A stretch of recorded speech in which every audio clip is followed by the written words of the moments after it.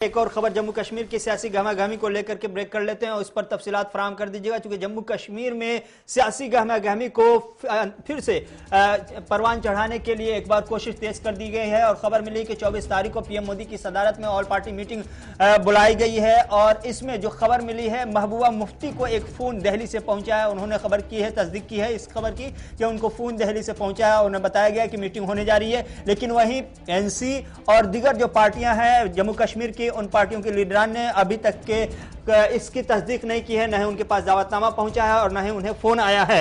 इस सिलसिले में जो सियासी गहमागहमी या सियासी माहिरीन है, उनका मानना है कि जम्मू कश्मीर में चूंकि असेंबली इंतखाबात को कराने का अब माहौल पैदा करने की कोशिश की जा रही है। जो हदबंदी कमीशन की रिपोर्ट थी वो बहुत जल्द आने को है और हदबंदी कमीशन का काम मुकम्मल होने वाला है। ऐसे में जम्मू कश्मीर में किस तरह से सियासी फिजा को कायम किया जा सके और किस तरह से वहां एक हुकूमत दी जाए जम्मू कश्मीर में, इसको लेकर के दिल्ली की कोशिश अब शुरू हो गई है। और खबर मिल रही है कि 16 पार्टियां इसमें शामिल हो रही हैं। 9 से 10 पार्टियों को अब तक के दावतनामा भेजा जा चुका है, लेकिन जम्मू कश्मीर की बेशतर पार्टियों को अब तक के दिल्ली से बाज़ाब्ता तौर पर कोई दावतनामा, इन्विटेशन नहीं आया है, चाहे वो अपनी पार्टी हो या नेशनल कॉन्फ्रेंस हो। लेकिन बेशतर लीडरान और बेशतर पार्टियों के रहनुमाओं ने यह बात जरूर कही है कि अगर उन्हें दावत दी जाती है तो वो जाने के लिए तैयार है। दावतनामा पहुंचने से पहले जाने की तैयारी, यानी वो मीटिंग के लिए और सियासी गहमागहमी में हिस्सा लेने के लिए तैयार बैठे हुए हैं। दिल्ली के इन्विटेशन यानी दावतनामे का इंतजार जरूर है। इशफाक गौहर, क्या कुछ अपडेट अभी इस वक्त मिल पाई है, चूंकि जम्मू कश्मीर में सियासी गहमागहमी गुज़श्ता 24 घंटे के अंदर ज्यादा बढ़ गई है? महबूबा मुफ्ती ने तो कहा कि यहां दिल्ली से फोन आया था और बताया गया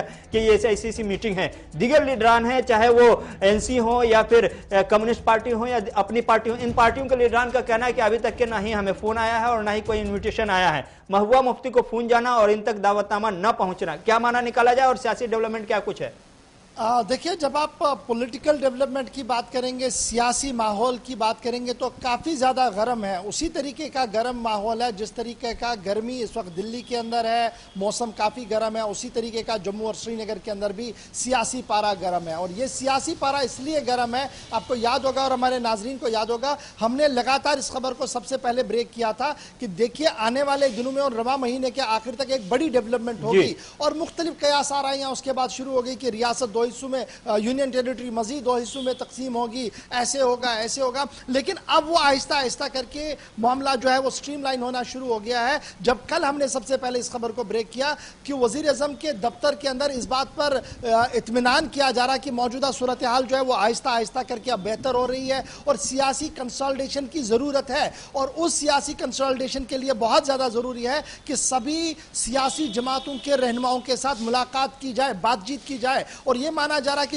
ये 2 रोज़ा कॉन्फ्रेंस यहां पर हो सकती है या 1 रोज़ा हो सकता है। उस सिलसिले में हतमी फैसला थोड़ी देर में अभी आ जाएगा। लेकिन एक चीज बड़ी पॉजिटिव डेवलपमेंट है जो पीपल्स डेमोक्रेटिक पार्टी के खीमे से सामने आई, वो ये है कि महबूबा मुफ्ती ने इस बात का इशारा जरूर दिया कि 24 तारीख को मीटिंग होने जा रही है और उन्हें बजरिए फोन इस बात की इतला दी गई है। लेकिन ऑफिशियली अभी उन्हें दावतनामे का इंतजार रहेगा, नंबर 1। और number 2, agenda of the meeting क्या रहेगा, हमें उसका भी इंतजार रहेगा। और यही इंतजार कब तक रहेगा? ये तो इंतजार तब तक रहेगा जब तक चिट्ठी आएगी। लेकिन चिट्ठी आने से पहले ही पीपल्स डेमोक्रेटिक पार्टी ने इस बात का ऐलान कर दिया कि उनकी जो हाईएस्ट डिसीजन बॉडी है पीएसी, उसका इजलास कल दिन में श्रीनगर के अंदर मुनक्किद किया जाएगा, जिसमें सिर्फ और सिर्फ मौजूदा सूरत हाल को डिस्कस किया जाएगा। फारूक अब्दुल्ला का बयान आपके सामने है।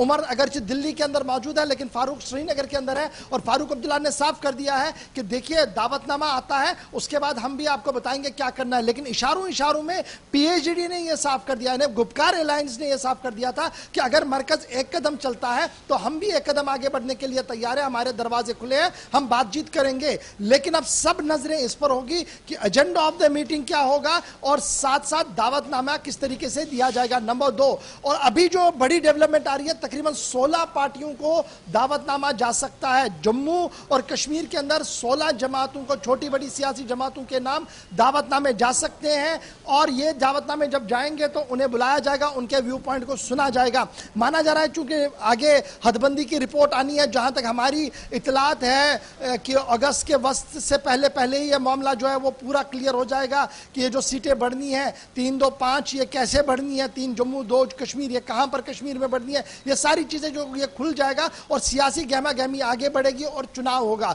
लेकिन बड़ा सवाल इस वक्त सियासी जमातों के सामने ये है कि जब वो चुनावी दंगल में जाएंगे तो चुनाव वो इसी फॉरम में लड़ेंगे कि इस वक्त यूटी है, उसके बाद उन्हें स्टेट दिया जाएगा, या पहले वो स्टेट की डिमांड करेंगे उसके बाद चुनाव लड़ा जाएगा। और ये बड़ा सवाल होगा कि जब स्टेट की डिमांड होगी तो अल्ताफ बुखारी साहब पहले ही इस मैदान में कूद चुके थे, उन्होंने कहा था कि स्टेट रूट को रेस्टोर किया जाए।